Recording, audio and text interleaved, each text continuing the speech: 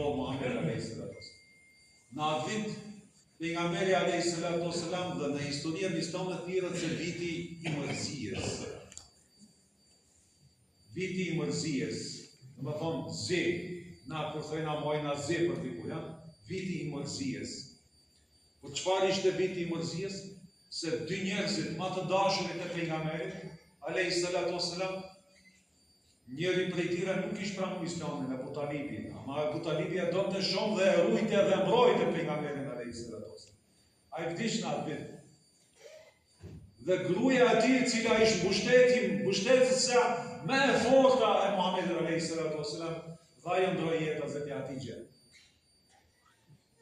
Dhe të dashurit e tij, të cilët pranuan Islamin, ishin në ikje, refugjat në Etiopinë e sotshme.